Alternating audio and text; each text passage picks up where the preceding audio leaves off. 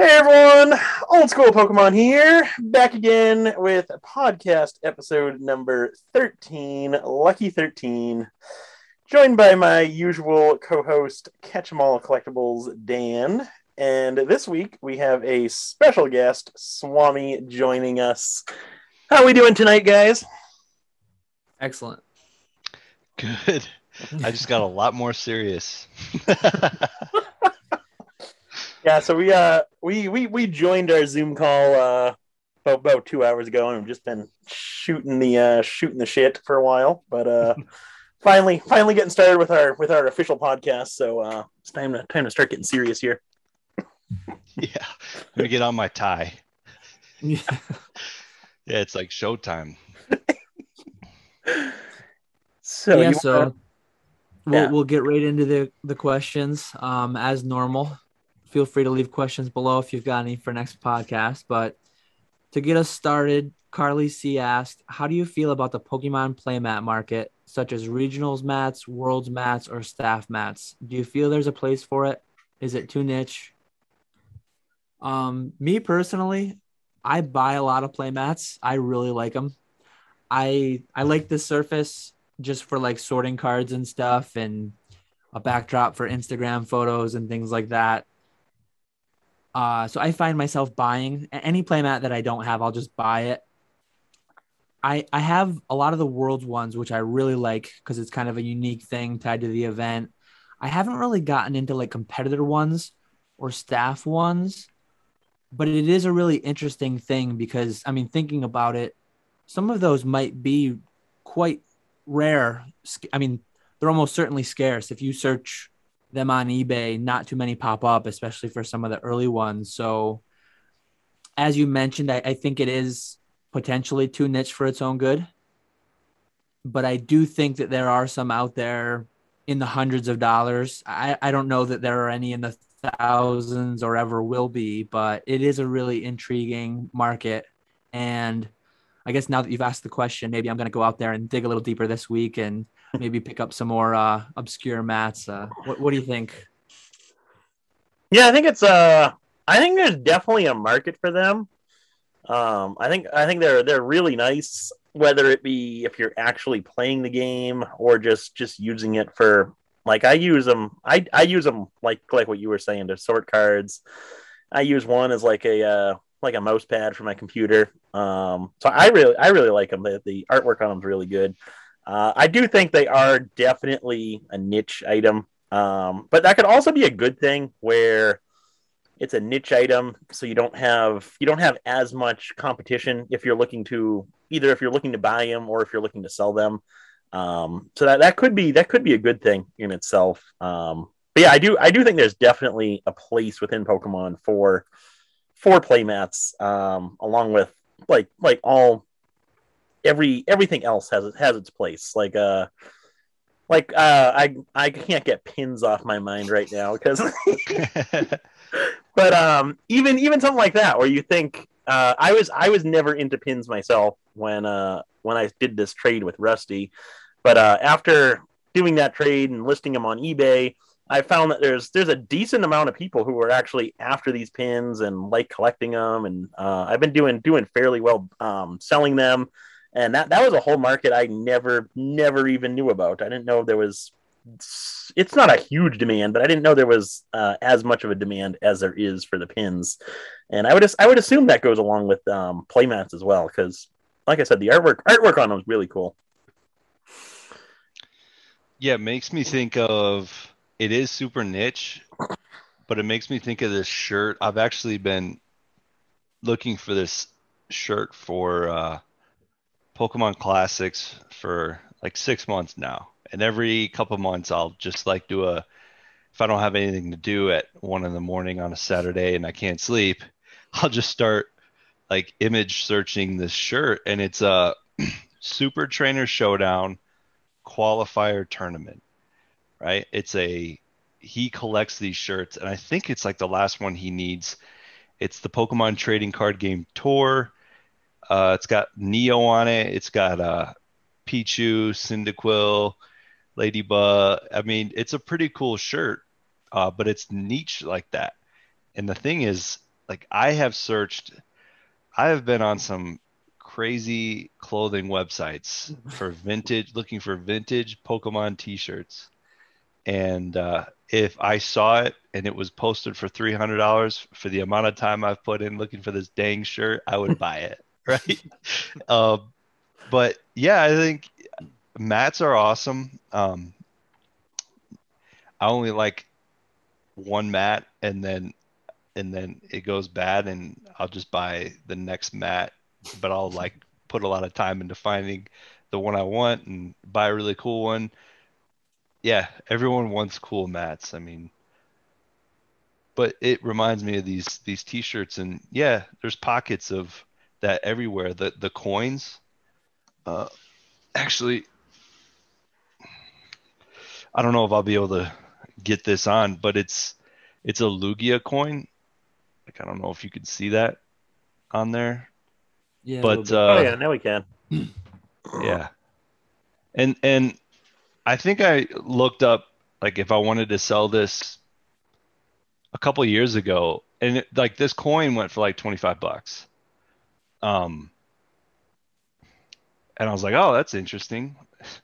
But these are cool. I think there's a lot of cool collectible stuff within Pokemon, and Matt's. I could definitely picture Matt's being one of them. Just wait until someone starts grading them, then they're really gonna take off. These coins? No, no, no. The coins actually, those can be graded. I actually have graded coins on my eBay right now, but I was saying playmats. What? Yeah, rolled up playmats. I could picture it now. Yeah, I have one right here actually. Look. Wow. Yep. Yeah, and this one is just there's no plastic on it. It's just a straight little piece of metal. It's pretty cool. Gotta get that in the holder there. Oh Yeah, I didn't know you God, could you're grade these. killing me. They're graded under the same service level. I sent these out on the 750 special last year. So it's like the same service level as cards. So That was Blastoise. right now you'd be stuck with $200 per coin. Are they tough on grading these things? Uh I coins are wouldn't tough. want it to be like a 7. I'd rather Yeah, just keep it like this, right? coins are tough as far as like these plastic ones. I mean, I crack a lot of theme decks, so I end up with hundreds of the same coin. I send out the top 5 to 10%, and I get good 10 rates. But I'm rejecting a lot of coins because like the ink isn't fully covering where it's supposed to be, or there's just a lot of scratches. Like I think they just make these in like huge totes, and just the production line. I can picture that these things are just being dumped, funneled into big, huge buckets. Oh, definitely. Yeah. Yeah. Yeah, no, they're not just being carefully printed one by one with white hand gloves. Yeah, I mean, and this one because it's metal, I've never graded a coin though. So I doubt it would get a 10 even though it looks like really good, but I just wouldn't want it in a 7 or something. But Yeah. it's pretty cool. Lugia. Oh yeah. Before we end off playmats, Nick, actually, we were talking the other day about those modern the Charmander Ultra Pro playmat that Oh came yeah. out. Yep. You pay a little over 10 on those from your distributor. Yeah. I just had somebody accept an offer on eBay today. I bought 10 of them for $10 a piece, cheaper than I could have gotten them at my distributor. So, and anybody curious about the modern playmat market? I mean, he's a starter. He sold out at distribution, and I was still able to get him cheaper than I could have gotten him through distribution because they just don't sell that well, apparently. But there is going to be I'm looking forward to this one. Have you, there's going to be around, I forget when it's coming out, around Halloween. They're coming out with a haunted house Gengar type artwork. Nice. They're going to be doing sleeves, binders, playmats, and there's like 2 different artworks, and those ones look really, really good. I can't wait for those. So hopefully those ones sell for more than $10 a piece. I slack on the pre-orders for the supplies. I missed out on those. I'm assuming the window's passed, but I'll have to see if I can pick up some more for $10 a piece on eBay. Yeah. I hope not. Hope they're all like $1 million a piece.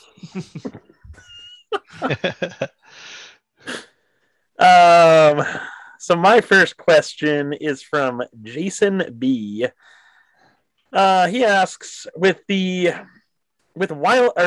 says wild speculation is rampant in the sports card world as Fanatics has acquired the exclusive manufacturing licenses for NBA, MLB, and NFL.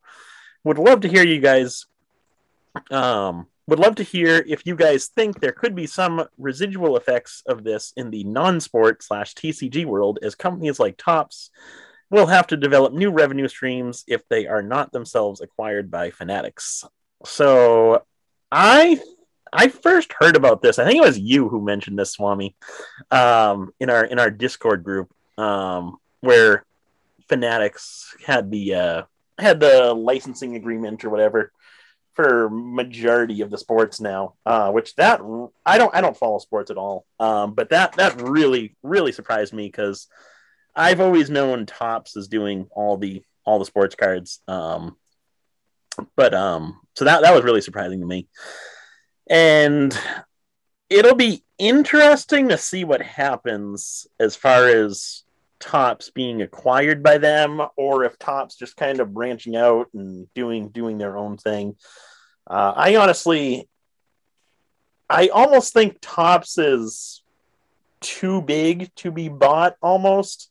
But then again, where they're going to be losing all those contracts, I think that's like the vast majority of their business. So I don't know what's going to happen to them as far as that goes.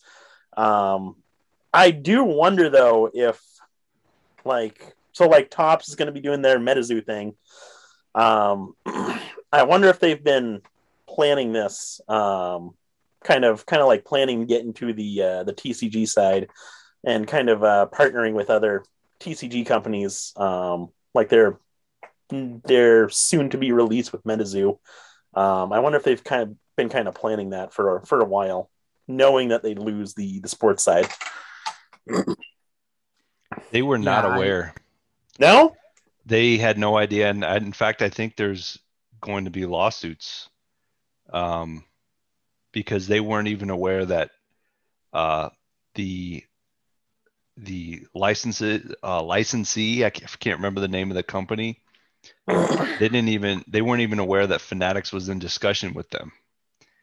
Wow. And they're completely blindsided. At least that's what they're coming out with their PR. But there's a lot of money behind Topps that, like, I don't know specifics. I wish I had time to read more about it today. I just was reading about it last week, and they were not aware. Yeah, I don't think they saw it coming. But, what I thought was going to happen, I thought Topps was going public last week. Any details that I get wrong, give me that leeway, because I haven't had enough time to really learn everything about it. But I thought Topps was going public last week. Fanatics made the move the week prior, and it looked like Fanatics was going to buy Topps. And it would seem like Topps is too big to be acquired until you see how big Fanatics is. And Fanatics is insanely massive. And like Fanatics is so big, like they might end up taking the sports card market off of eBay entirely and creating their own trading marketplace. Like, that company is so big, the possibilities are so vast. I don't know specifically to your question about TCGs, how much it affects TCGs, other than, they're partnering with MetaZoo. But Pokemon's their own deal. We are insulated from all this madness, and I kind of like that right now. The Fanatics deal, isn't that for like 2024? 2025, I think. 2025. Yeah, it's a Mhm. little ways out. So it will be interesting. I know nothing about sports really. I'm involved, like I watch a lot of sports, but I know nothing about sports cards. Yeah, yeah, Um, but yeah, I mean, presumably if Topps doesn't get bought and they have all this printing capacity, I mean, you'll think they'll be utilizing it for the last few years that they have it. Well, what do they do with all that capacity when they're unable to print it?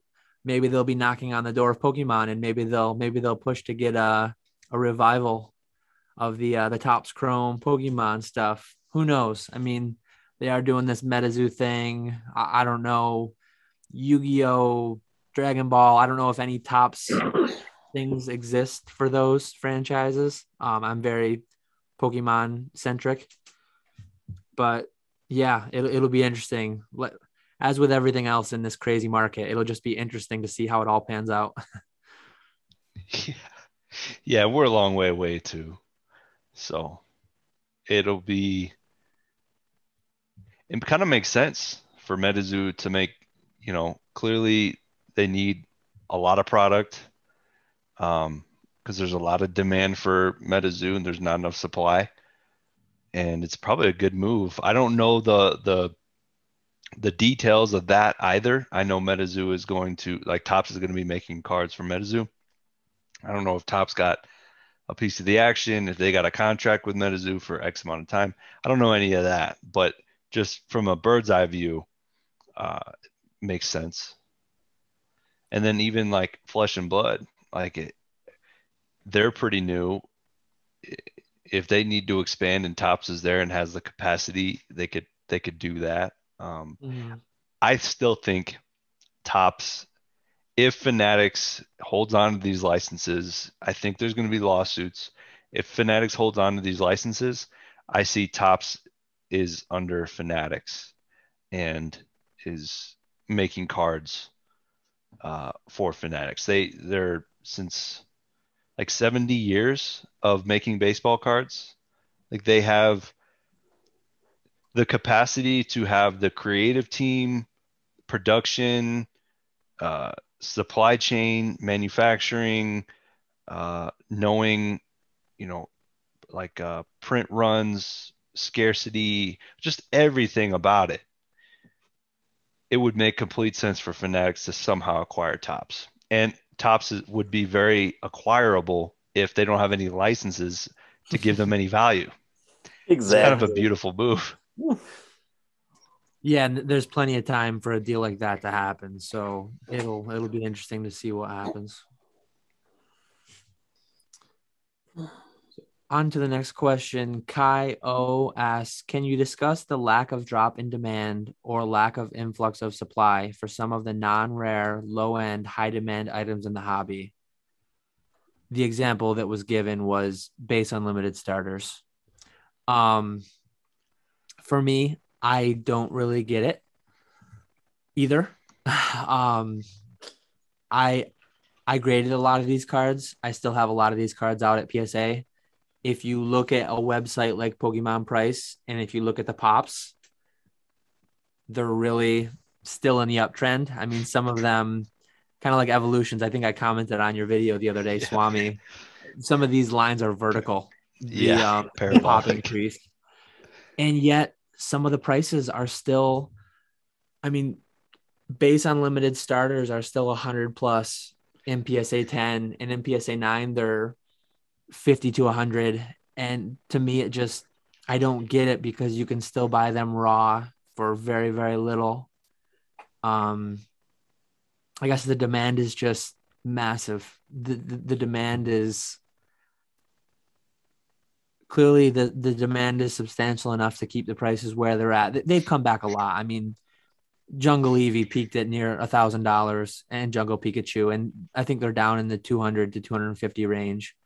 But still, to me, long term, 20 years from now, maybe 20 years from now, that should be $100 to $250 card.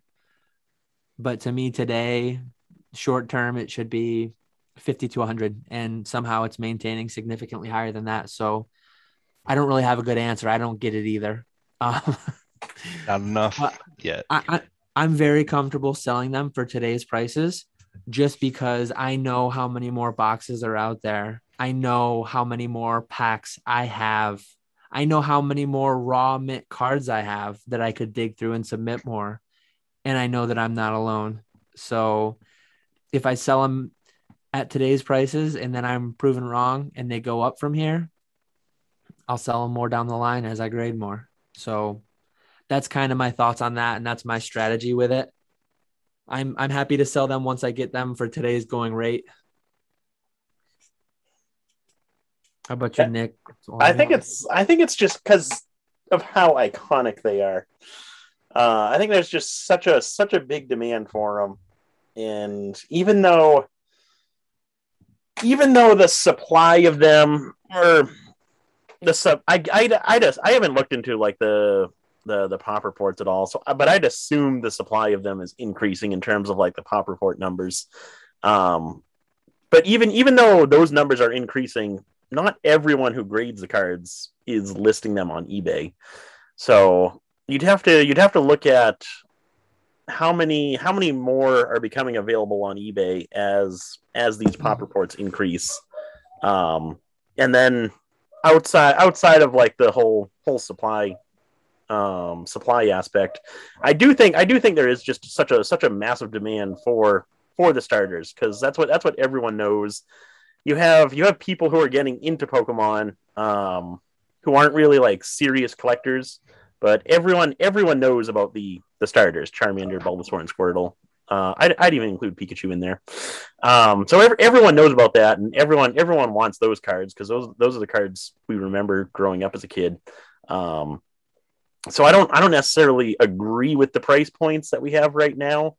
Um, but then again, um, I don't I don't see them going to that like below $50 mark again any point soon.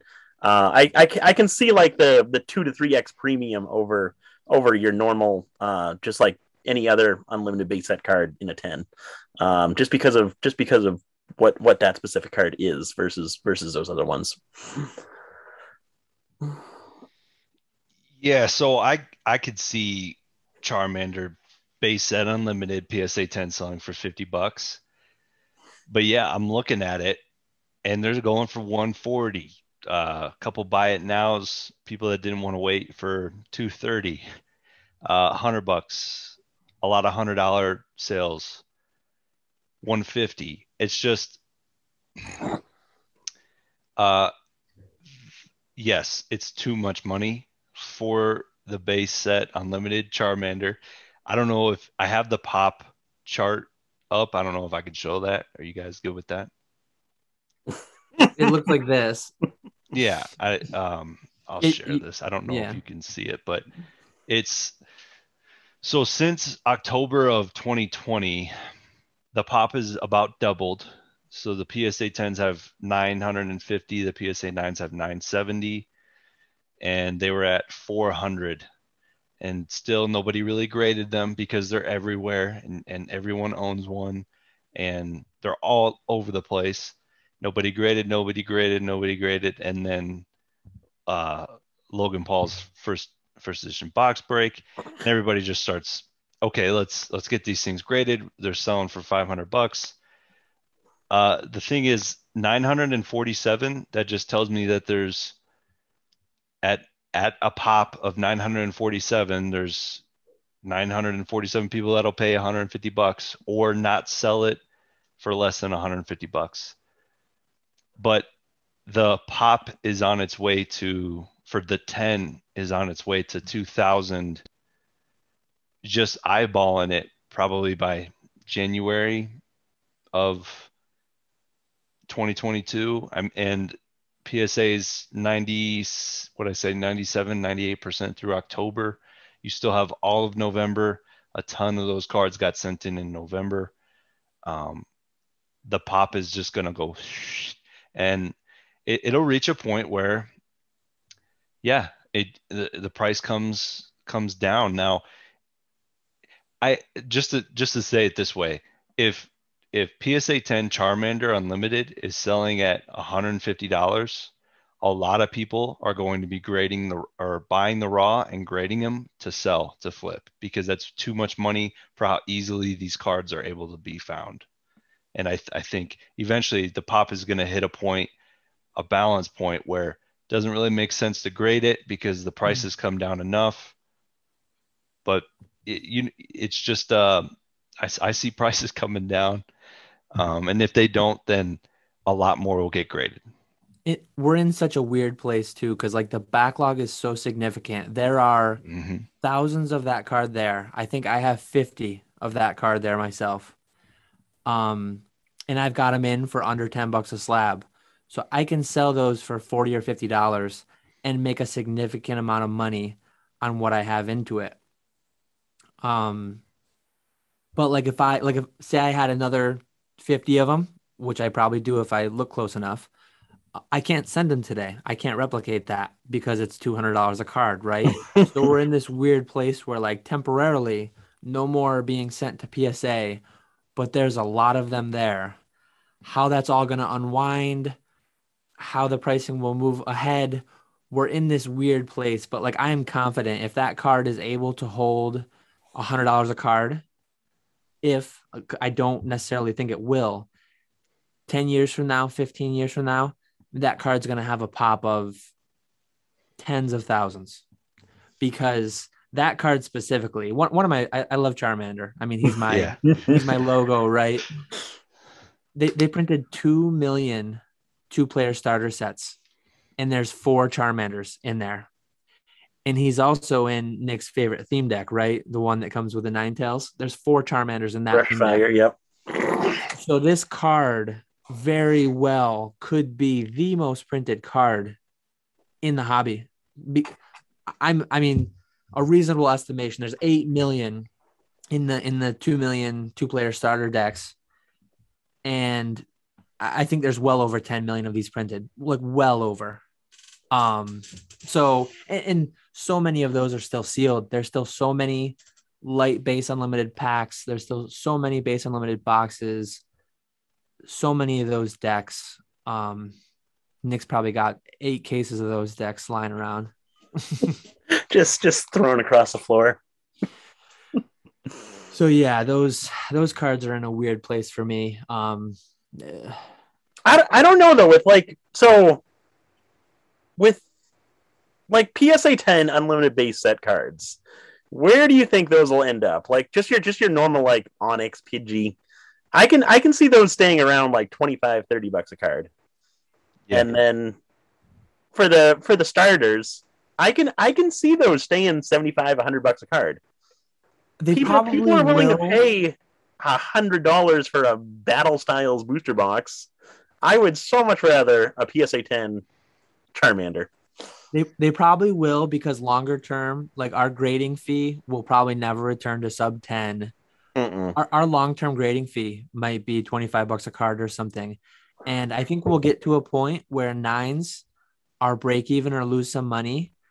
And you're not guaranteed to get 10s when you send them in, right? I mean, when we looked at the pop, there were about as many PSA 10s as PSA 9s. So long term, if you've got to pay $25 to grade it and it only sells for 30 in a 9 and a 10's like 80, that's the kind of thing that I would probably submit some amount of them in every submission. But like it's not a very attractive thing to most people. Yeah. So it'll kind of be to where like there's millions of them out there, but there's only a handful of people grading them. So like the pop's just not shooting up so much. Kind of like where we were 5 years ago. Yeah. When you saw early in the chart that Swammey shared, the pops were just slowly moving up because again, I was grading those cards 5 years ago. A 50-cent card, grade it for $7, sell it for 30 or 40 in PSA 10 and 15 or 20 in PSA 9. I mean, it's not an amazing business, but it's decent business and there was margin there. Yeah, exactly. Yeah. I wish I was grading them back then. And you know, I know it's Charizard versus Charmander, but the Charizard Holo I think has over 9,000 PSA 9s and it's selling for the same dollar amounts as this base unlimited Charmander.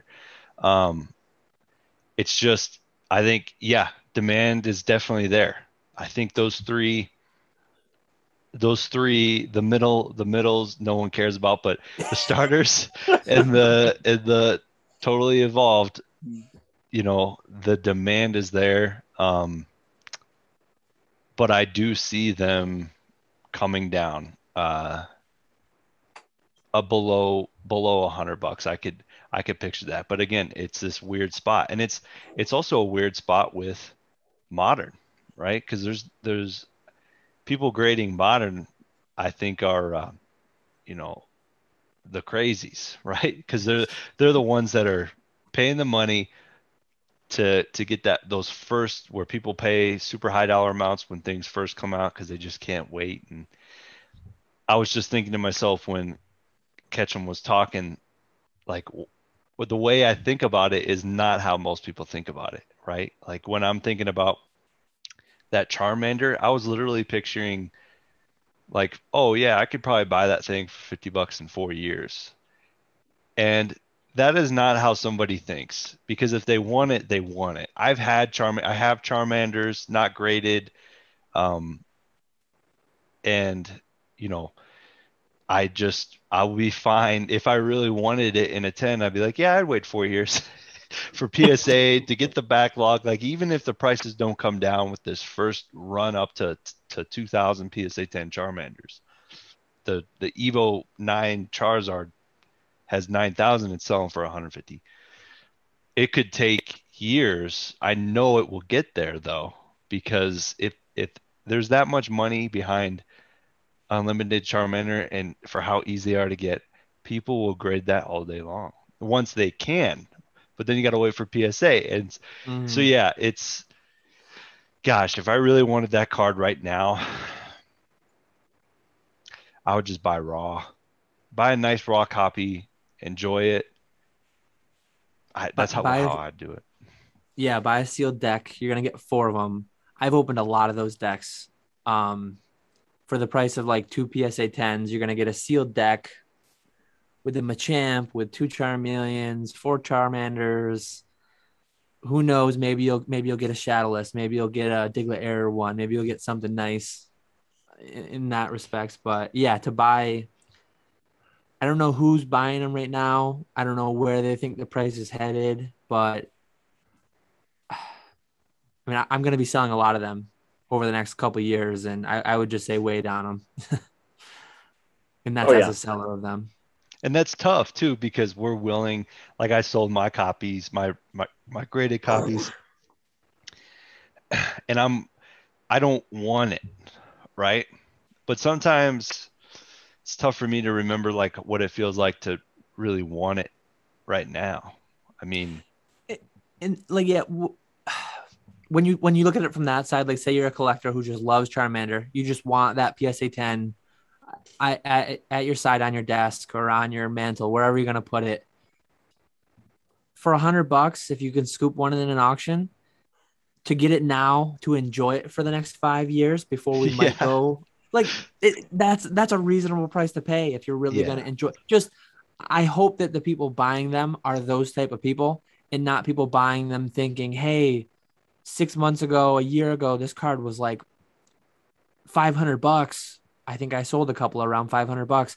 We're headed back there. We're going to the moon. It's going to be worth 1,000. This is part of my retirement plan. I hope Yeah. that people Yeah. aren't buying it like that.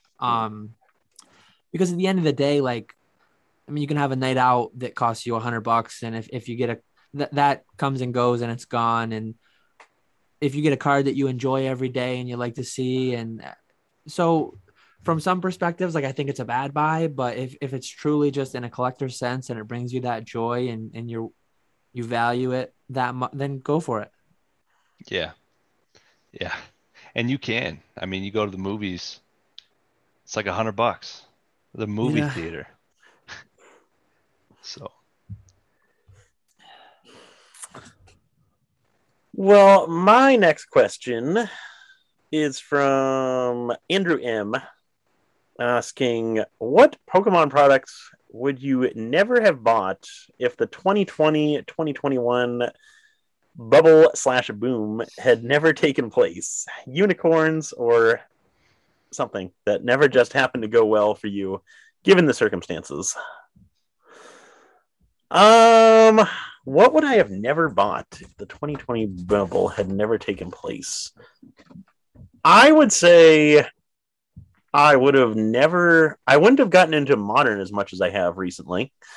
With the way Modern's been going, I've been buying a lot more Modern product from my distributor just to kind of increase those allocations so that I can get more, so that way I can sell more. So yeah, if 2020 2021 never happened, I probably wouldn't be buying nearly as much Modern product as what I have been. What would you guys say to that one? I'm gonna let Swami go here because I Oh, think he's he's he's pulling getting ready to show something. something nice I out. would never have bought this. Like this box, No idea what that is. this is exactly. This box is it's Dragon Ball Z. What year is this? It's super old. It's the Hero Collection, which isn't a crazy tough collection to find or get, but there are cards in here that are Prism. It's a whole deal, right? I mean, I could show you a lot of stuff I would have never have bought. Like, here's a booster box of Attack on Titan. Like, I would not have bought this, right? But I made a lot of money with Pokemon, so I just had some fun. And like this box, it never in a million years would I have paid. I mean, it comes with like a poster and everything. It's just, yeah, I just would not have bought. I would not have branched out because I didn't buy any Pokemon because I thought it was all a little overpriced. And so I branched out and yeah, that's my answer. Yeah, I guess I probably wouldn't have bought the MetaZoo Kickstarter boxes that I bought. And I mean, I'm glad I bought those because I timed them well. But a little bit of what Swami said, like I made a decent bit of money and maybe I'm branching out more because I'm not finding quite as much value. But part of it is also a bit of a dangerous thing. Sometimes I feel like I'm playing with house money a bit and I'm a bit more risky with certain things. And when I bought MetaZoo, it felt like a pretty risky play, but I thought it was going to go up the way that I timed it. The way that I timed it was buying the Kickstarter boxes before the first edition came out. And then the demand has just been crazy on that since the launch. So it's done well. But having opened some first edition boxes of it, I really enjoyed it actually. I kind of like the part of the reason that I bought it too is I like the idea of the cryptids and all that. And it's just intriguing to me. Pokemon's been out 25 years and there's certain things we don't like from back in the day, right? Like there's certain, I kind of wish packs weren't weighable and MetaZoo fixed that. And there's certain authenticity problems on boxes and things of that nature. MetaZoo's kind of trying to fix some of that. So it's interesting to I'm kind of using this time and this money that I've made to branch out into other TCGs as well. So far, only MetaZoo, but in the coming months, I do plan to dip my toes into other things too. So yeah, I guess the Pokemon boom part of it. I wonder when I would have quit my job if I would have quit my job had the boom not happened. I very likely would still be a chemical engineer day to day. So I wouldn't have bought this fancy new mic for my fancy new YouTube. You wouldn't have got a YouTube channel. Yeah, my Oh man, fancy you new guys. office. So I guess if we go that way, like I bought a ton of stuff I wouldn't have bought because I quit my job and had to go full. Yeah. Yeah, and it allowed me to have a lot of fun in even cheap stuff. Just to have fun, and I had a lot more fun than I ever would have taken a risk on. Right, it was mostly Pokemon for me, and I always dabbled here or there, but the amount of dabbling I was able to do last year just for the enjoyment and exploration, like that box that box, the Hero Collection of Dragon Ball, this is not going to mean anything to anybody. That specific box is a reprint of the Bandai or Cardos box, but Amada actually made these prism cards that they put into the set that are very highly sought after for people that collect Dragon Ball Cardos, and just to learn about all of that and like, oh wow, there's a lot of chase here. Where do I find this card? It's in this box. It's just I had a lot of fun. I learned a lot about a lot of different things, and I didn't buy very many Pokemon cards.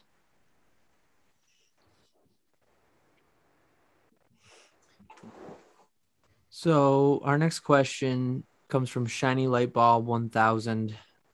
I'm a small-time seller and still learning the ropes. I've started building up my listings and pricing at the lowest buy now price. Do you all pay attention to the number of watchers, views, amount of time listed, or something else? Do you focus on number of listings? I know all this depends on what you're selling. They're selling raw WotC cards at the moment, building up their collection. Any advice on number of listings or when to adjust prices would be greatly appreciated. So a video that I actually filmed today and will go out next week, and I think you've done one on this too, is like the offer feature, send an offer to buyers. I don't know if I've ever done a video, but I've talked about that before. Yeah. Okay, yeah.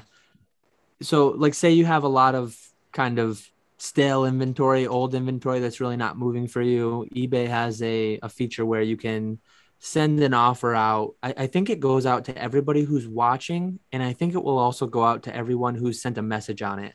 I guess kind of sneak peek at my video for next week, but I made a 10-minute video on it.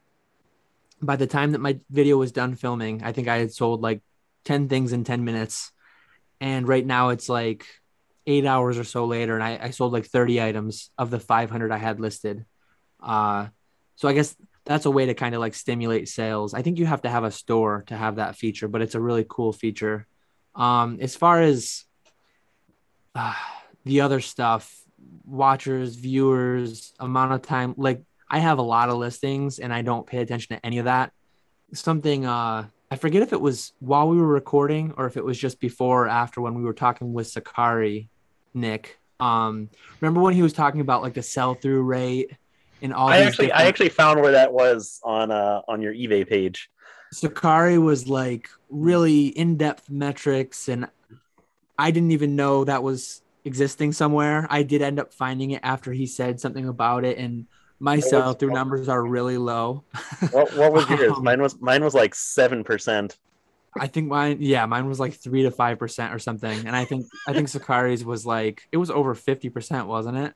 It was high. I think it was like 25% or something like that. Oh, was it that? Okay. I remember it was substantially higher than mine. Maybe 10 times as high. So I'm probably bad to answer this question as far as like if you want to really be on the ball of everything. But yeah, that those are things I don't really pay attention to. I'm in a place where I just have so much inventory. So with a 3% sell through rate, I'm able to sell a lot of stuff still. Yeah, I guess that's everything for me on that question. I kind of miss the days of I don't do any of that stuff now. Paying attention to watchers, views, offers, stuff like that. I do kind of miss the days where I only had a couple listings, like 10, 20 listings was really good for me. This is going way back, but I miss the days where that was good, and you were able to kind of keep track of all your listings and check them every day and say, oh, we gained 2 watchers on this listing. This listing got 10 new views, and kind of like tweaking the listings to kind of gain more exposure. I do think that's important in the beginning, because you do learn a lot from that, how to like tweak your item title to get more exposure and all that stuff. But nowadays I don't pay attention to views or watchers or anything like that. For me, it's just the sales. I basically just list items. When I list them, I'll so if something when I list something on eBay, I price it at basically the lowest buy it now price or right around there.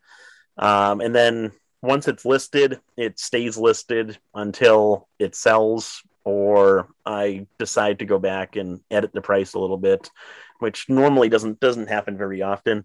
Um, but yeah, that's that. There was one other thing I wanted to mention. In terms of the number of listings, that's a big one right there. I don't know. I don't know how true it is, but I've always believed that the number or your activity with listings on eBay is the most important metric in terms of the eBay algorithm promoting your listings across eBay. So if you can list items every day on eBay, I believe you're going to have more sales on eBay than if you go a period without listing at all. I've always felt that, and I know a lot of people who also feel that way. But I don't think there's any like factual information that we can get about that. And then one other thing that I thought of while I was talking about that was just another tip if you don't already know about it, going along the lines of selling on eBay. Um, if you have an eBay store and you're listing buy it now listings, I forget where you find it, but there's a feature called out of stock, which is basically if you if you have a bunch of one item, like I have a ton of their Team Rocket storage boxes. I have like an endless supply of those. So what I do is I list them in quantities of 5. So I have a buy it now listing quantity of 5. As that one starts to sell out, the eBay listing changes and it tells buyers, "Hey, I'm almost sold out of this. I only have 50% remaining." So it kind of gives buyers urgency to purchase that item from me. And then once that last box does sell out, instead of my eBay listing completely ending, it just goes to a 0 and basically gets removed from eBay, removed from my active eBay inventory. But on my end, I still have that listing as being active. So I can just go back in, edit the quantity of that listing, and it pops back up on eBay with the same number of views, same number of watchers, as well as however many I've sold in the past. So that it's kind of like a snowball effect where you can quickly generate new sales by using that feature. It helps maintain your search rank. Yeah, I use exactly. that too. That's a really, really good tip to throw in there. Yeah, all I do is send out offers if there's a item that isn't moving, and I'll usually just make like a mental note, like, okay, it's been a while, and then I'll give it 2 weekends, and then I'll send an offer out on the Friday night of the third weekend, and usually I have pretty good luck with that. Um, yeah, it's about it, really. A funny thing I just thought of, Nick, I'm not sure if you've ever seen it, but I get alerts occasionally on some of my listings. It will say like, this item hasn't had any sales in 18 months. Have you ever gotten that? Yep. So that's what my strategy is. That's what my sell-through rate is. So occasionally when I see that banner pop up on an item, I'll be like, okay, let's throw out offers for 50% off on that or something like that. But yeah, I feel like the high end stuff that I want to move, I'll more dynamically price it. Like I might pop back in, oh, what's the lowest listed on eBay? Let me drop 10% so that I maintain the lowest price on eBay. But like the slew of cards that get just lost in the middle, I'll have some sit for a year or two. Oh yeah. Oh Most of yeah. those sold last year. So that was 2020 was like a purge. I got down to where I had less than 100 listings, but I anticipate that over the next couple of years, I'll get back to where like some cards just get forgotten. I probably like an unlimited Charmander. I'll have one listed as a 10 for $150. the price will dip to 80. eBay will throw me that thing saying, hey, you've had this one listed for a year and a half, get rid of it. And then I'll just pop it down to 75 and sell it. Well, you already have an Evo box on there like that, Mr. Like 1900. Yeah. 1900. Oh my God. Wow. I think I put that one up because I'm just like, I don't think these can keep running. But if they do, so like I just want one out there. I probably should revise that price though. It's probably about time. might be the highest listed Evo box on eBay. What are they down Oh, to? God. 700? Yeah, I think they're around 700. Pretty soon people are going to be mistaking my price for a case price of it, and it'll probably sell accidentally. Yeah, exactly. uh, Was there anything else in that question, or was that it? Yeah, I think we answered that question pretty good. yeah, we covered it. So my next question is from Ernesto A, asking, feels like I've been seeing a lot more slabs on eBay. Pretty much any common card I search for, I'm able to find the PSA 10 or PSA 9. Are you guys seeing the same? Is the backlog slowly clearing? Would it be better to wait a bit before buying something more high end, like a Shadowless Charizard, since I'm seeing a lot more cards hit the market? So I would agree with you. There are more cards coming onto the market for sure. More cards getting graded, more cards selling. I would definitely agree with you there. I think the backlog is slowly clearing, but we have a long ways to go before it finally clears out. I think we're just getting into the start of the bulk submissions that were going on late last year. And as far as like your like high end purchases, like with your Shadowless Charizard, depending on the grade, like if you're talking like a low grade Shadowless Charizard, like PSA 1 through, I would say PSA 1 through 6, you might be better off waiting because there are probably a decent bit of those in the backlog right now. But if you're talking a high grade Charizard, like 7 to 10, I honestly don't think there's many like really high end, high grade cards in the backlog. There are going to be a few, but those types of cards were worth grading for a long time. Whereas I think the majority of the backlog is stuff that really wasn't worth grading for the longest time, or it wasn't worth grading for the majority of people. I don't get to worry about the backlog being full of PSA 9, PSA 10 Charizards or anything like that. I think it's mainly going to be modern cards, low end WotC cards, and everything in between. Yeah, I'll answer very similarly. So at the start of the question, you asked kind of more about the common cards. I think it's worth waiting on the unlimited Charmanders, but pivoting to the Shadowless Charizards, if you have one in PSA 8 to PSA 10 condition, you're already looking at the tier of $200 a card. So you could send them now. I mean, if you have those cards, you would have sent them, you'd have them back.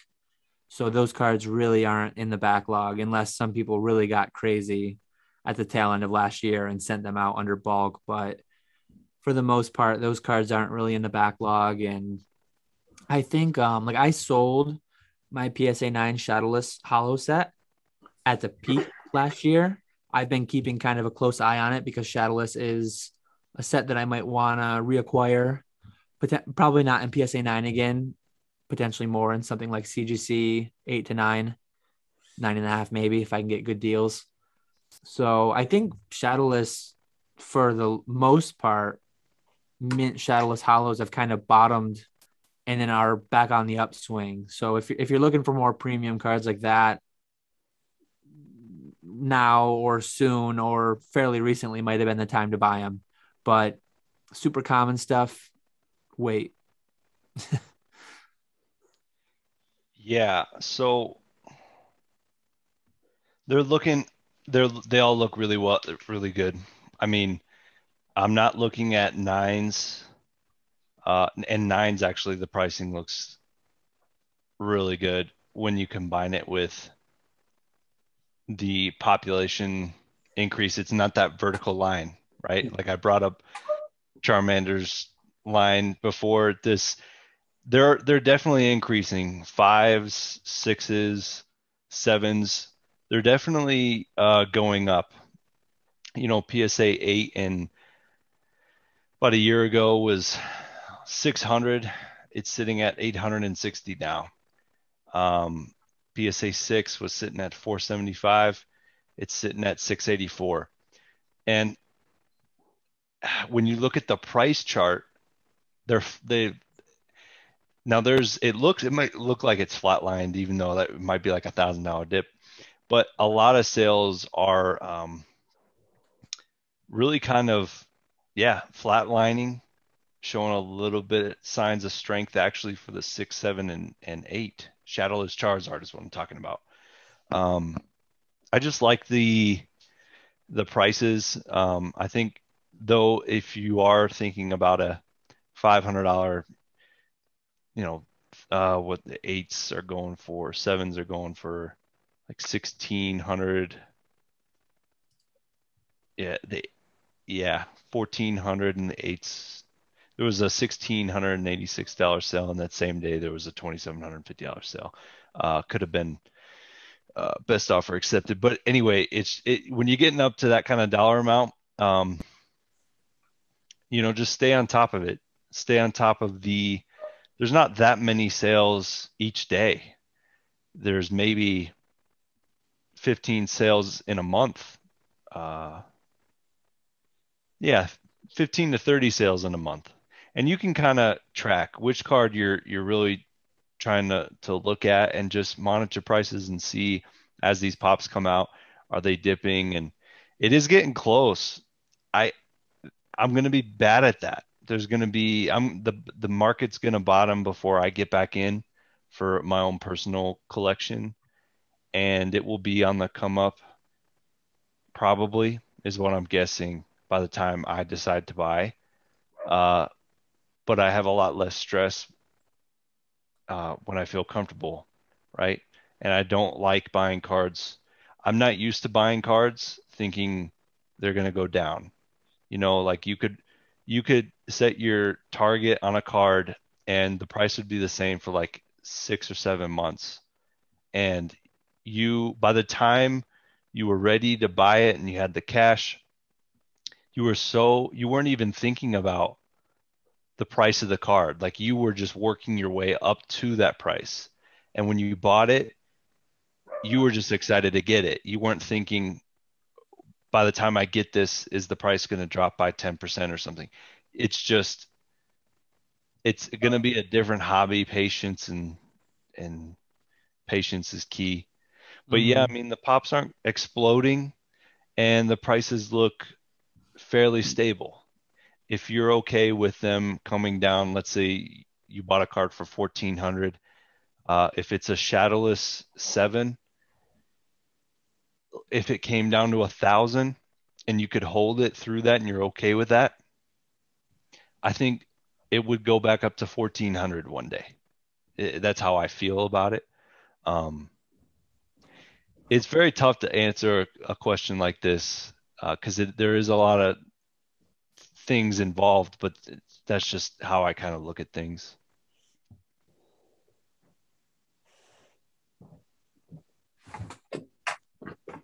Yeah, so I think that covers that question. Next question comes from Jason of J&J's. What Pokemon TCG item do you own that you are super bullish on that will do well long term? And one item that you own, regardless of value, you'd never sell. So I'll start with the items that I'll never sell. I've got my childhood binder. It's just complete base Jungle Fossil Unlimited. Average condition is probably PSA 6 or something. I'll never grade them. I'll never sell them because they're well loved. I can still crack open that binder, pull out the cards, handle them like I did 22 years ago now.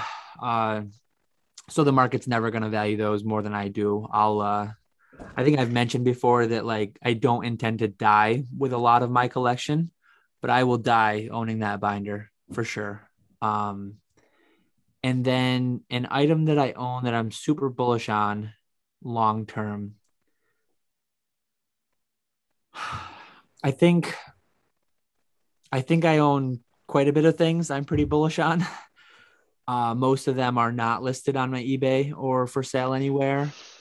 It's tough because a lot of those have done really well in the past 6 months to a year. So, like the first thing that I'd think of are my full art Pikachu trophies. It's just hard to say that because they've shot up so much in the past year. I don't think they're going to perform like they have in that time period, but I'm still confident that they'll do pretty well over the long term. So just basically older, rare, mint or better, right? those not so much on the older. I mean, those are from 2014 to 2019, but they hit the mint and the rare for sure when there's only 6 copies of something in the world. But I do have some Japanese promos, early stuff, promo/trophies, and I think that's where I've always been confident. Kind of like a lot of my business is just kind of flipping up into those kind of items that I hold. For me, the regardless of value one, definitely my no damage Ninetales collection. I'm like you, Dan. I don't plan on ever dying with everything, but I will definitely sell everything I have before I sell those. Those would be the last cards I ever sell. But in terms of super bullish, You better still own a few of them when you die. Don't sell them all. maybe I'll give some to my sister. Pass them on to her, and she can sell them. Right now there's really not much that I'm buying to hold for like the long term right now. Back in the past though, it's always been shadowless cards, shadowless non-hollows specifically. Um, I was buying those for a long time. I'd basically every month or every 2 months or so, I would hop on a Troll and Toad and basically any shadowless rare that was priced under $10, I would buy. I would do the same thing with eBay, and those actually have been doing well for me. I've started to sell like the near mint and below copies that I had, and did well with those. But I still have all the mint stuff, and hopefully at one point I'll be able to send some of that off to PSA to get graded. But that was probably the thing that was probably the one thing that I was super bullish on for a long time is shadowless non-hollows. Yeah, so there's a card. I don't know if you guys saw that video, the Find the Love of Your Life video, that goofy one I did, but Oh yeah, the Pokemon fan club in the background. That Oh, card, I do remember that. Yeah. yeah. So that card I will never sell, not because for the condition of the card, the market will never uh, price it above where I value it at, right? Just like what Ketchum was saying. I'll never sell. I just know I'll never sell that card because the condition. I'm not gonna be like giving it away, and I value it too much. I mean, even if it was going for a couple $100, I was like, no, I'm not. I just want to keep it. And then there are cards that it's funny because the cards that you love even more sometimes, like I just got back a graded staff Machamp, and it's the shiny Machamp, and I've owned that card raw for years, and it I value it more than what the market would. It's something that I'm bullish on. I like all those limited cards is pretty much what I'm bullish on across the hobby, I guess we could say. Whether it's condition rarity or absolute rarity. But like that card, I probably will sell one day. It's just not anywhere close to now because I'm bullish on it and there is a price point for it that I think will actually be met and it'll be like, okay, yeah, it's time to go. I enjoyed you. Um, but what I could do with what I'm, you know what I mean? It's just, it'll hit that price point. And then the cards that I'll never sell are pretty much the cards that the market won't care as much as me about. So It is tough. Like I said, with the stuff that I'm super bullish on that I think will do well long term. I mean, for me, my binder, there's no price on it. No one's gonna pay any price that would motivate me. But there have been over the past year, I've sold some stuff that I didn't think I'd sell for 5, 10, 20 years because the market really started valuing things heavily. And I've been back and forth. I think over the next I have had my Pikachus listed on eBay, and I do think at some point they'll return there because there's a lot of money out there in the hobby right now. And if the right price were to come along, I mean, I think that I could be I know, I mean, I definitely could be separated from them. I really don't want to be, and that's kind of why I've yeah, hesitated listing them. But it's also like now that I'm doing this full time in my business, my my livelihood depends on it more.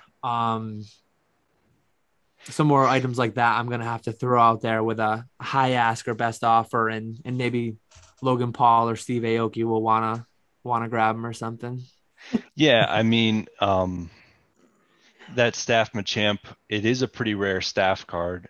Just and we could talk about rarity. I'm just saying you don't come across them a lot, right? If someone happened to watch that video and offer me some astronomical amount above where it probably would go for if I'd have put it up on auction, maybe, maybe. But Mhm. it's yeah, there's a price point for most things. If someone saw the video that I made of that card I said I would never sell, and they offered me some dumb amount, even though I know that they're available on eBay pretty regularly. Um, yeah, yeah. There's a dollar amount for most things. Oh, I That's completely agree with that.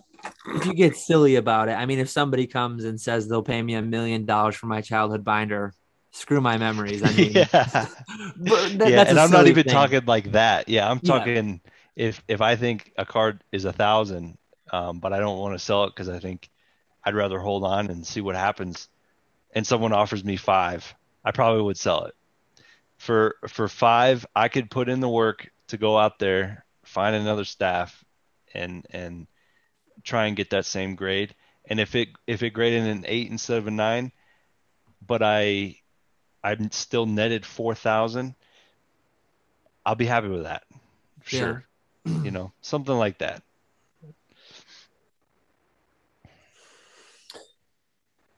Well, my next question is okay.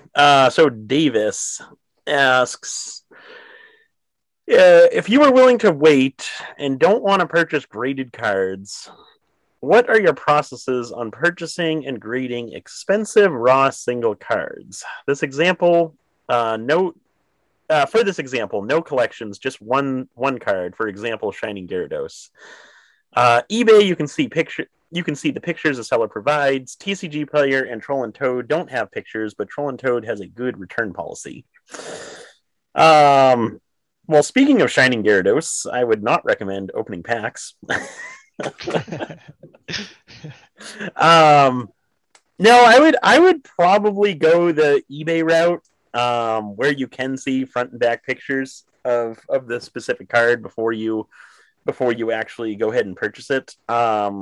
To be more specific, I would say even like smaller eBay sellers or people people who don't have too many items listed on eBay.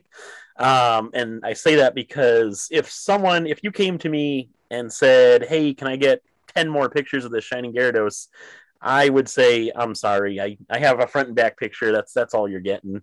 And that's just because I have so many people coming to me every day asking for those pictures that instead of acknowledging some people and ignoring other people, I just politely ignore everyone to make it fair. So where with a with a smaller eBay seller, they might be willing to give you the time where they're not selling so much every day, so you could get those additional pictures from them and kind of be able to have a good idea on what you're getting before you actually purchase it and get it.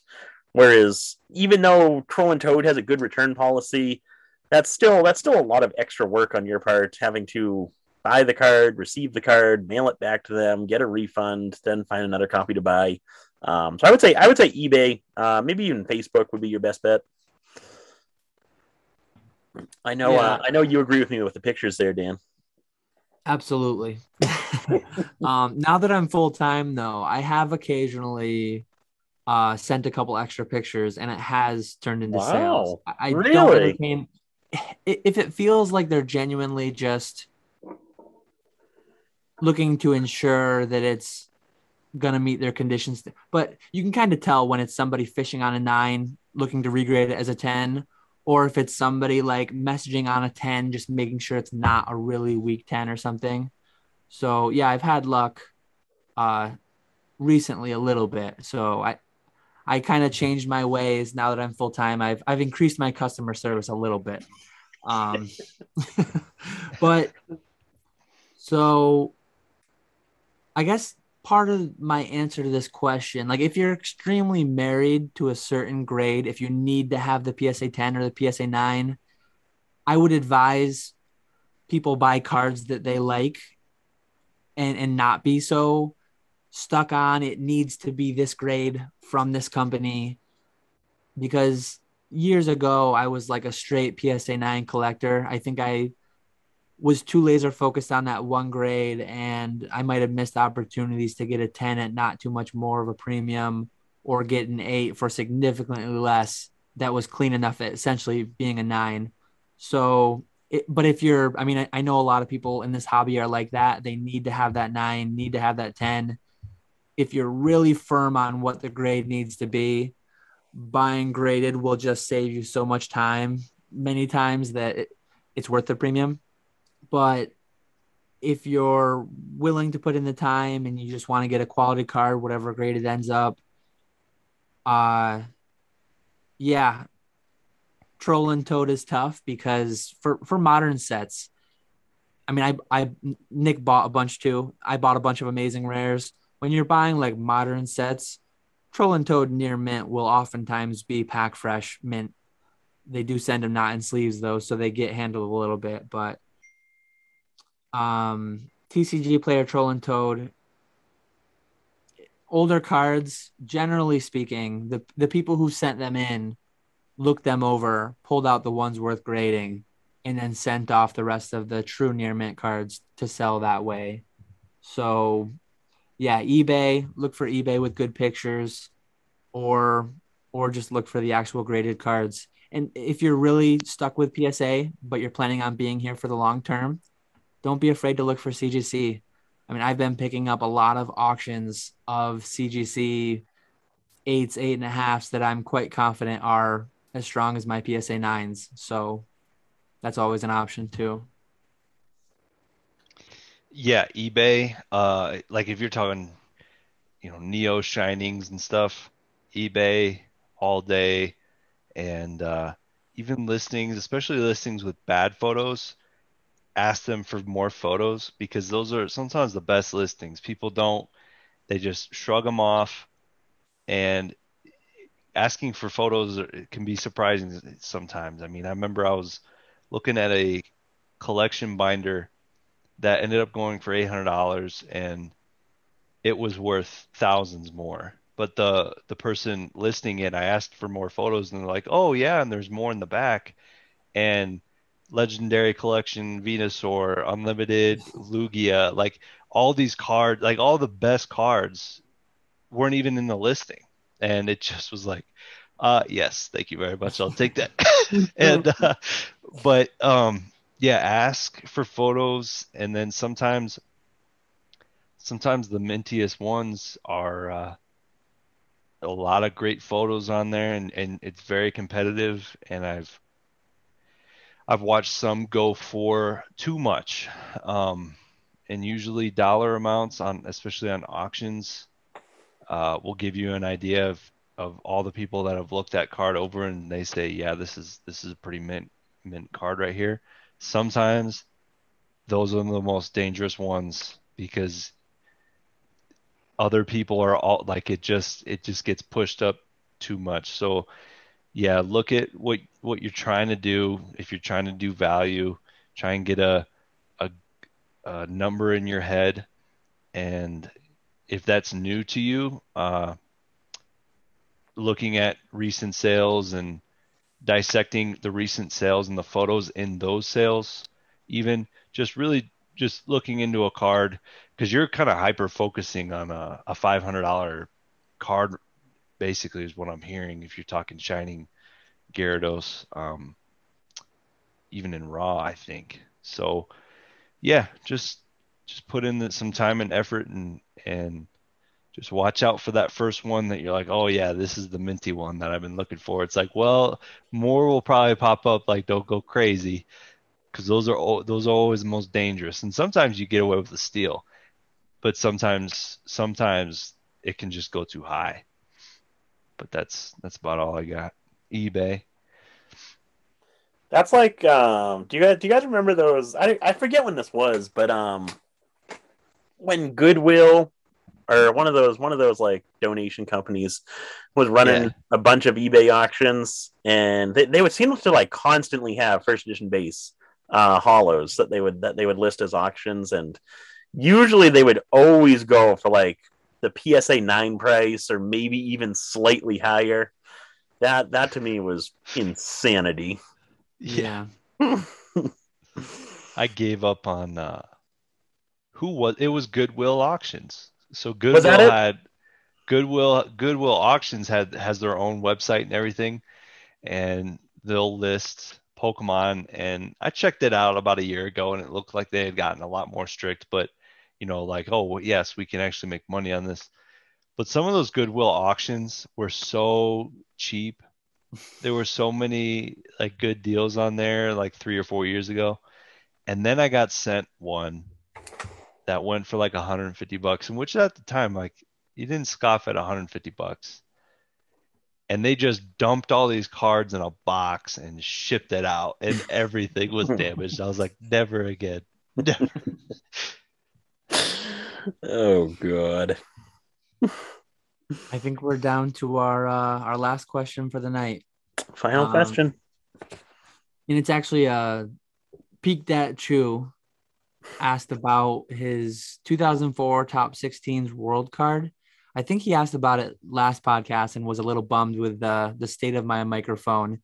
So I I was figured, wondering why this question sounded familiar.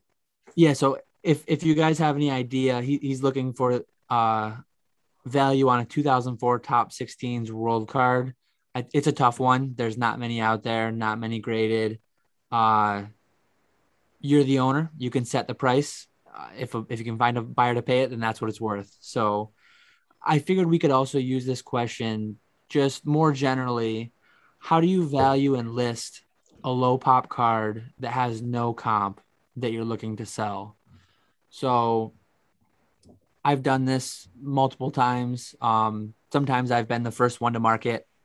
I remember when Evolutions came out, I had one of the earliest full art Mega Charizards, and it's like, this is a new set, hype. It was low pop, but it was headed to be high pop. But still, I mean, kind of the same thing applies. You're the first to market, low pop, no comps.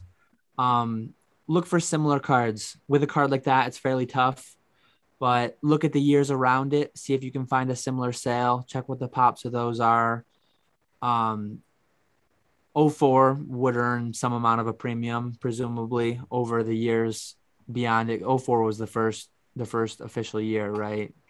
So it's kind of tough, but look for the closest analog you can find and use that to gauge the price a bit. And maybe, I mean, you've got a top 16, maybe you can find a top 32, maybe you can find a champion, semifinalist, something like that, and just kind of figure out a ratio. Look for a later year and how the ratios compare. But at the end of the day, it's your card. You're the owner of it.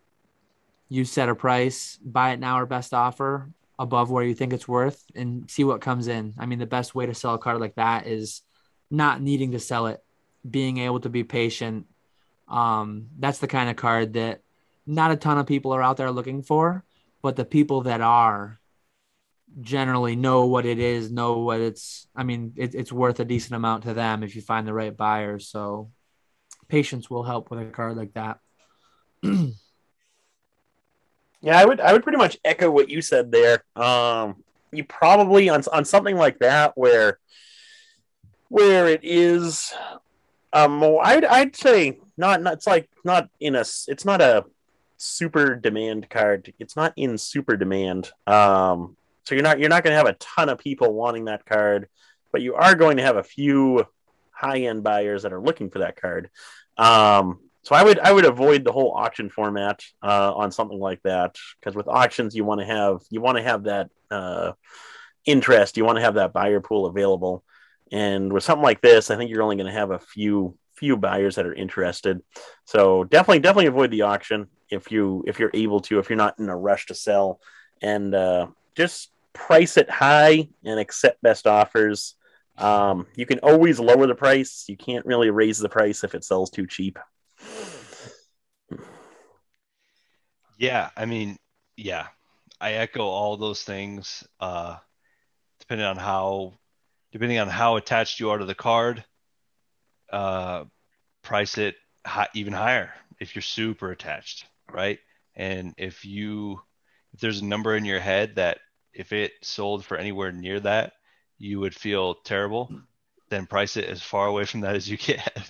But this card, I'm looking at PSA. There's not a sale for the finalist, semifinalist, quarterfinalist, top 16, not even the staff. Um, there was a German and a Portuguese. Those sold for less than $30 in 2019. Uh, I would look at other years. Um, Look at other years and look at population reports. Other years will have similar pops, and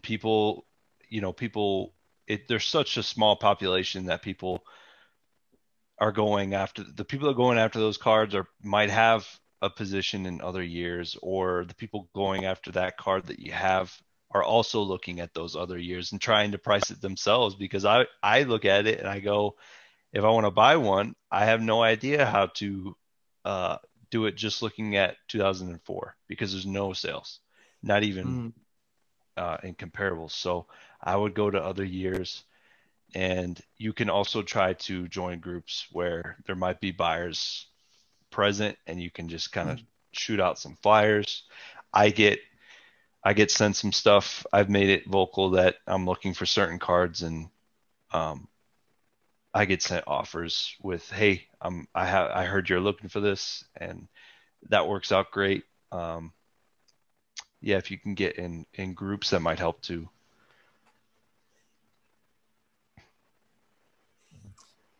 Yeah, so I think that wraps it up for the question portion. Do any of Awesome. you have any pressing topics you want to chat about, or any hot news to cover? I had the PSA cases. That was probably the biggest Oh, biggest thing that I thought of. oh yes, yes. I'm gonna pull these up because these are Yeah, just yeah, priceless. share those because we need to see them to talk about them. I'm very hopeful that CGC never changes their cases. I'm a person who, when I buy a PSA 9 or PSA whatever it is, I'm buying the card, not the grade, not the slab. I don't really care that much, honestly, but I definitely don't like the idea of an inner sleeve because it's just another layer between you and the card. And a lot of times you see what the labels do years old, and I'm worried what that sleeve might do 10 years down the line, how ugly it might look. Um, and PSA is just, again, it for what's in my collection, it doesn't drive me so crazy as far as having the lighthouse labels and the old school labels, whatever. But you're gonna have some amount of your buyer pool that never wants the inner sleeve. So like if I start getting these back in my returns, I'm gonna have a more limited buyer pool. But yeah, look at how crooked that Pidgeot is. The Yeah, that looks Pidgeot awful. is crooked. Look at I the also space. I don't really like the glare that you're getting from the penny sleeve. This It space right here. that must be a taller slab, right? Yeah. No, I think the corner or the edges are just thinner. If it's a taller slab, then that's even worse because then it won't even stack. I And don't like I don't think they could change the size. I if think they that'd be terrible. if they I don't change the think size, they that would did. be I heard they didn't crazy. change the size, Because if Okay. you but I don't know how. Is it this offset right here? And you then know how it there used to be normally would be. like a like a it was like a frosted border around the whole edge. I've Yeah, got one yeah, right that's got to here. be it. Yeah, they just got rid of that and So they got rid of that. Yeah. yeah, exactly. They brought that into the card. Yeah, yep. Well, then they need to center the card. They still need to center the card because yeah, okay, you get rid of the frost, but oh man, You, I know, like I know if I sold that Pidgeot card, I'd get a return opened, item not as described. Because in my picture, like I would shake it so that in the picture it was straight and centered. And then yeah. you'll be getting item not as described because the card will rotate 3 degrees and shift up or down, and people will just not like it. Well, that was one of the things I was wondering. Like, is the card like can you shake that Pidgeot and Almost rotate it, or is it pretty much stuck in that position now? Oh BGS Same man, card. thing with like the Raichu. Can you shake that up and down, or is it pretty much stuck there? I Because don't that like it, whole man. blank space is awful. That I looks think Yeah, I think you'd be terrible. able to shake it and move it. they should have. I think what they were trying to do was get rid of that frost, right? But then they moved the offset. They should have kept the offset if they wanted a clear see-through, kept the offset so it'd be centered. Because yeah, it looks like you can shake it. And they It probably does. didn't keep the offset because of the penny sleeve. This is what a slab should look like. Yeah. No, I really like the CGC cases. I can't believe. I mean, this looks bad. I don't know. I am not a fan of these new PSA slabs. But Those look what terrible. they were saying was Yeah, I guess they thinned it on the bottom too. just looks good. Like you could see my face right now. Yeah, look at that. Wow. You can see, Uh, you can see through. I mean, it's these are great looking. But what they were saying was that because they came out with an announcement, I'll just read the announcement. So this was like 3 months ago, and PSA will soon begin placing all submissions at the regular service level and above in resealable plastic card sleeves to protect PSA holders from scuffs to the hard plastic, blah, blah, blah. We have seen an influx. No, they're coming with slab sleeves. Like that's not what they're talking about here. They made an announcement that they were going to start making changes like 2 or 3 I think it. months ago. I think Matt it Matt talks about said that somewhere. Yeah, Matt said new in an inner sleeve. interview, he said that an inner sleeve was going to happen, like definitely in one of his Yeah. podcast interviews, We whatever are you're telling me. also we are also exploring new inner sleeve configurations to improve the presentation and minimize movement of the collectible within the PSA holder. The feedback from our community on this topic has made its way into our planning and will be delivered soon. We have seen an influx of overall interest in trading cards and advancements that bring collectors virtually together. While we remain physically distanced, we are in a whole new hobby in these ways. Throughout all the change, one thing that has remained constant is our community's support for PSA, such as PSA graded cards continue to lead the marketplace in activity and price. The inner sleeve does not minimize movement of the collectible. It doesn't look like it. No. I think what minimized the movement was the physical border that Yeah. stopped it from moving. And oof, man, these look really bad. I forgot I was sharing, but yeah, yeesh. We'll see. We'll see. Those are on Probstein. There's more of them. They remind me of this is going to be the exact same thing that happened with the like grading booster packs. They're going to have this stupid case design for the longest time. People are going to get their cards graded, and then they're going to finally do like a perfect fit sleeve or just get rid of the whole sleeve. And they're going to come out with a new case that looks so much better. And people aren't going to want these weird cases at that point. I'd be upset. Oh, I yeah. Oh yeah, I'd be definitely. if I had a first edition 8 Pidgeot. I'm gonna look up what that's going for. That's just I would not want something like that in my collection. And see, like I'm where I'd be fine personally having like not my preference, but like if that becomes the new norm, I don't need my whole collection to match. So that part wouldn't drive me crazy. I'm more from like the seller's side. I've already got some two certs that don't have the lighthouse. They don't have the barcode and all that. And I know that there's some amount of buyers out there. They only buy four certs or they only buy the old labels to match their old labels they have, or it just fragments it that much further and just drives. I hope CGC never changes their case. Just stick with the same case forever. yeah. Now Yeah, they changed their exactly. case. They changed their case once, and that was because the case they had they weren't getting good enough welds on it. So they changed it up, and that was within a couple months. Uh, just because some of the welds weren't holding. Yeah. But yes, keep this case. It's amazing. I love it. But the eights, wow, that's pretty affordable actually. The a PSA 8 first edition Pidgeot is something for like $100. Um,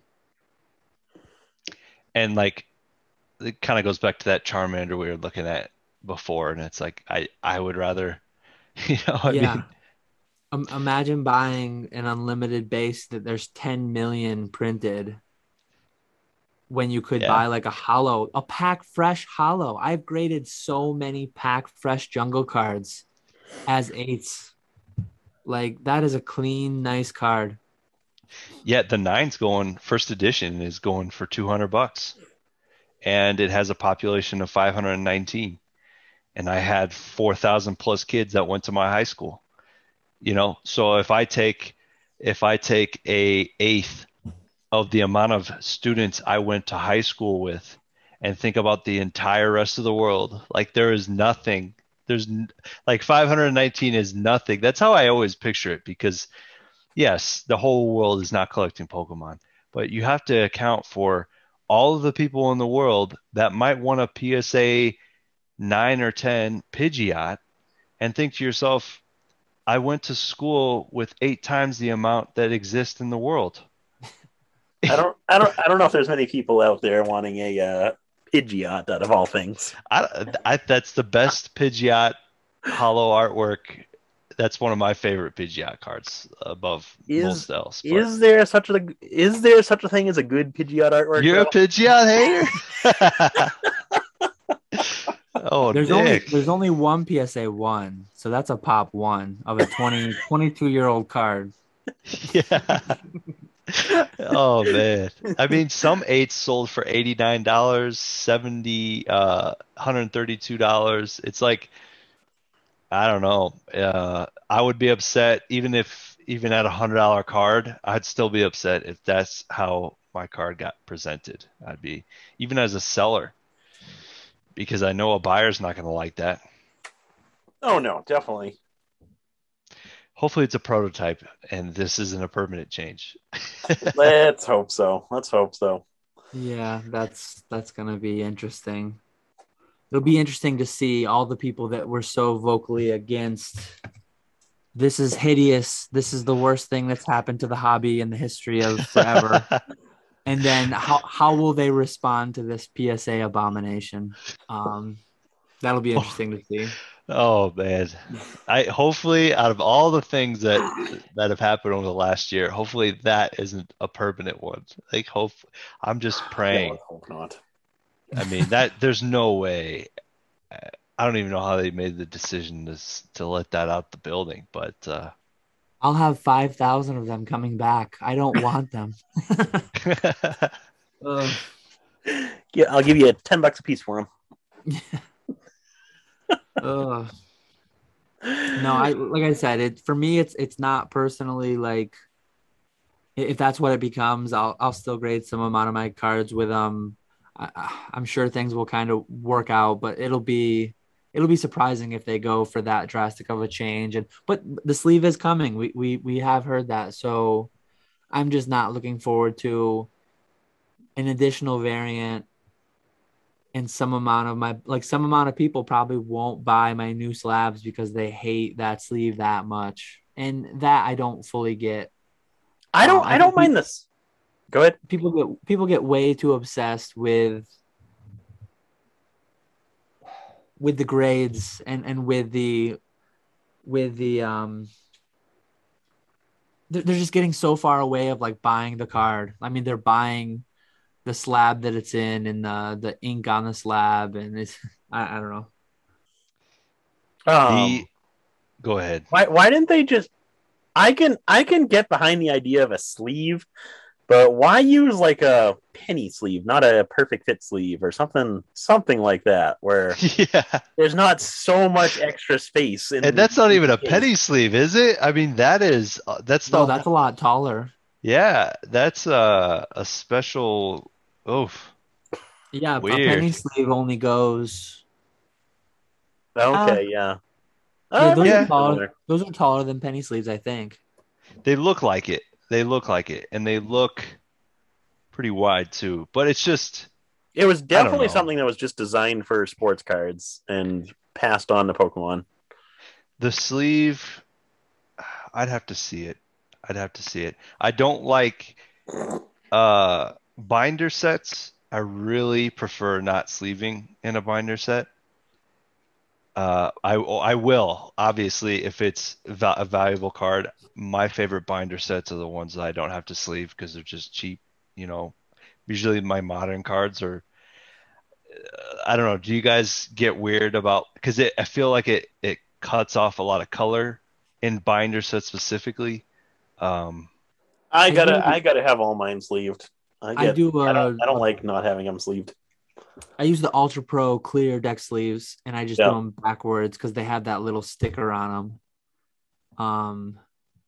But yeah, I have to have mine in sleeves. Even like the modern commons, my sets that I build of the modern sets, everything's sleeved.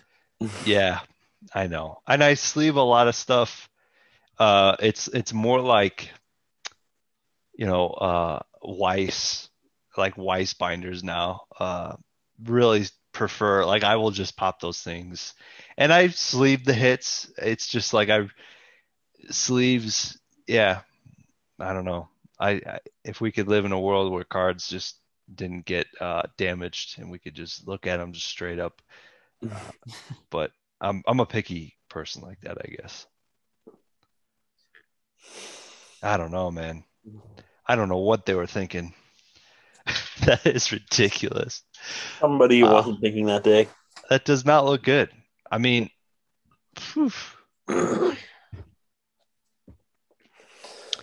No, so that was my hot topic for the night. I don't know if you guys. That's a spicy one too. That's real hot. That's got to go in the title. It's gonna take them 6 hours to get to it, but I was already thinking of my like when you said that, I'm like new PSA sleeve is definitely in the title for sure. You only get 100 characters, but those ones are going in there.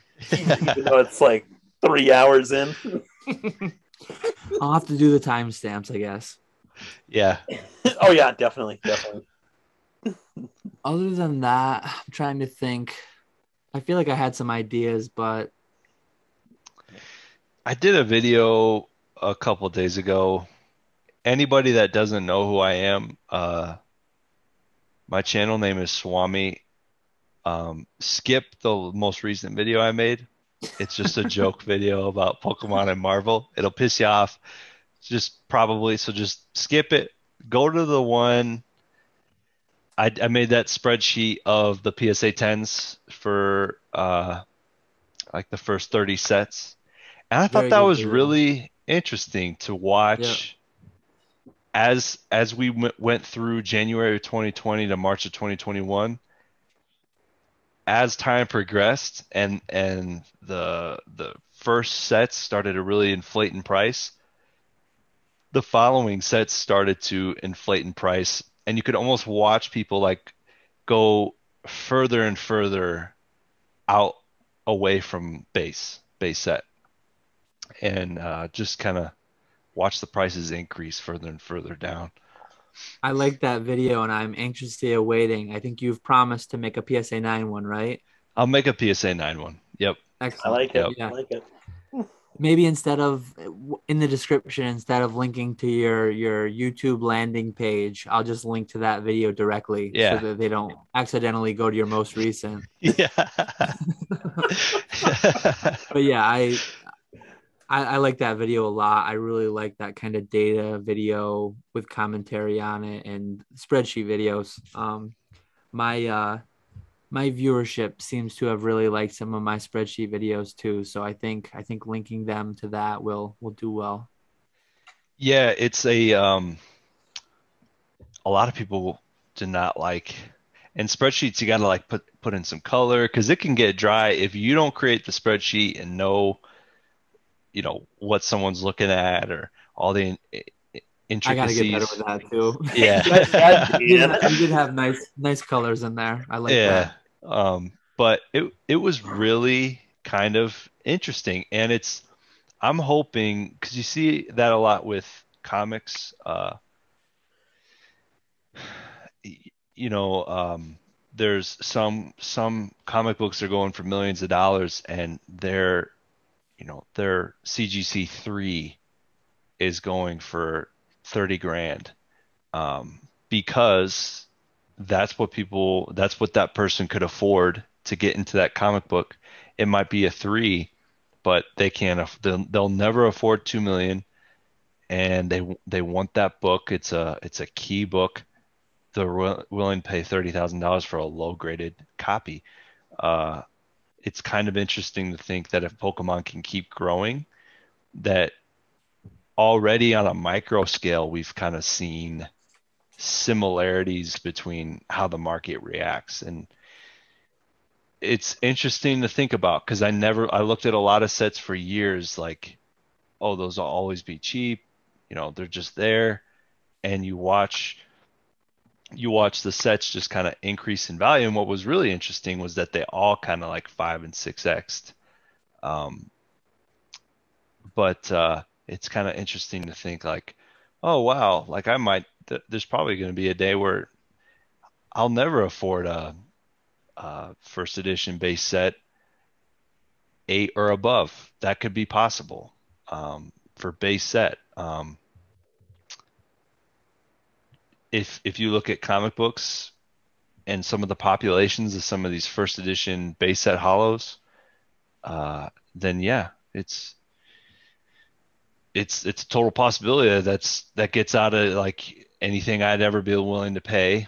I've seen a lot of those cards before, but then there's going to be people that are going to drive those prices up if Pokemon can just keep it all going. We're going to have a come down off the craziness like every other hobby, sports, Marvel, comic books, but if Pokemon has legs, and I think it does over the next 10 to 20 years, it'll be kind of crazy to see where some of these things go. Even your full art Pikachus, I mean, yeah, like that's like some of that stuff is just some of the cards in the hobby are so scarce, and to think, yeah, okay, they're obtainable right now. It's kind of scary to think what those things could be looking like, and you don't have to look very far. You can look at very similar hobbies. It's kind of scary. You're like, wow, this could Yeah. be completely just taken away from me over the next 10 years. So, Yeah. Yeah, it'll be interesting to see what happens. I am excited about this kind of settling out, though. It's nice not having to update pricing every single day. yeah. We're Yeah. still in it's such a weird place with modern, like allocations are still I've been saying that I think within a year we'll get back to where the 4 to 6 most recent modern sets are just available to be bought from your distributor. But then like each passing week and month, I'm like, maybe not. I have no idea. Like, Well, Who I knows? think that was one of our first podcast episodes was talking about modern and how we thought towards the end of this year, beginning of next year, it would get back to a semi type of normalcy. I'll have to flash back on that because if I was saying a year then, I mean, we're 6 months in now. I think I might have been saying a year, 2 years then potentially, but the demand is just it's astronomical. Evolving I Skies, those boxes going for 160 right now. That's crazy. Yeah, but I thought then I was smart to sell all mine at release. Well, I guess not. I think you get Evolving Skies for cheaper in 2022. You know, like I've been saying for a while now, unemployment checks, and you're hoping people on, getting these boosted unemployment checks aren't buying a ton of Pokemon cards, but stimmy checks, unemployment, I think student loans is a huge one, and it was supposed to end in October, and that got pushed to January. But that one for me is really big. I think 400, the average is about $400 a month for all student loans. I think millennials are a big portion of the Pokemon card collecting, and it affects, they're the most heavily indebted. Uh, and that's $400 a month is a lot of money, and it's tough to identify how many people buying Pokemon cards have 400 on average, right? But just a lot of money that is not going to be available, and then people, restaurants opening up, right? We were talking about going to a movie. It's $100. I could see you paying for a Charmander, but then again, you are going to go to a movie eventually, right? So there's one less Charmander. Um, and then just getting past uh, celebrations. I don't there's no way the hype can die until after that phase, wave three, or you know what I mean, like wave two. Everyone's gonna have to get their fill, and then I really do think we're just gonna kind of cool off. And a lot of questions you had tonight were hard. It's, very specific. What do you think? And it's like, well, when the prices do level out, you're not going to have to ask that question because the card's going to be within 10% of its price for a period of 4 to 5 months, 6 months, maybe. And when you go to PokemonPrice.com and you trend that price chart and it looks almost identical to 6 months ago, you can feel pretty confident. And then you can buy it. And I'm excited too. I'm excited for that less anxious part of the hobby. Yes, definitely. Yeah. Well, I think that's all I had for tonight. Yeah, I think we're nearing 2 hours. I don't think we're there, but we're approaching, which we like to stay under. Well, Okay. we wanted to stay around an hour when we first started this. Yeah, I think our goal originally was always like 60 and sometimes out to 90, but now hour and a half to 2 hours is the norm. Hey, it's somebody's gonna appreciate it. I Oh got yeah, oh yeah. I drive hour and a half every day, so Oh, so we got to make them at least an hour and a half then. yeah. Yeah. Yeah, Uh, thanks for having me on. no, Yeah, thanks for coming on. we appreciate you coming on, and definitely everyone go. I'll have Swammy's spreadsheet video linked.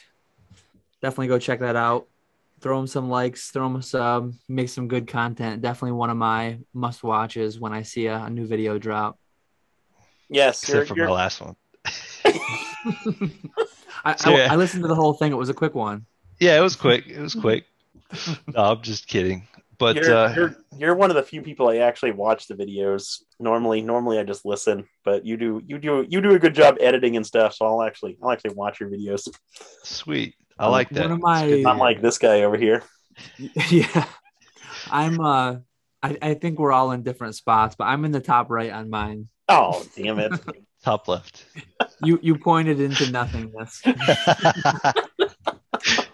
Um, Swami, I loved your guru guide to guruing, whatever that one was. That was like Oh man. that's just good entertainment content. Like I'll never make a video like that because I'm not creative enough. That was just good, pure entertainment, like not really market commentary, anything like that, but good to mix it up with stuff like that. But Thanks, man. Thanks. Yeah, I yeah, had fun with that one. That one was fun. that What a was a fun ridiculous watch. time with the with the guru. What's his name? I can't even remember his name. Just guru. But I yeah, that was a blast.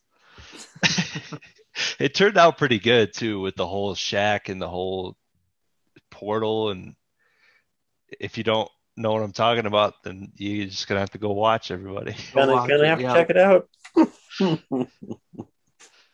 Oh, But yeah, as always, feel free to leave a question in the comments below on either one of our channels, and we'll get that answered in the next podcast. And we appreciate you all joining. We will catch you later. Have a good one. see ya.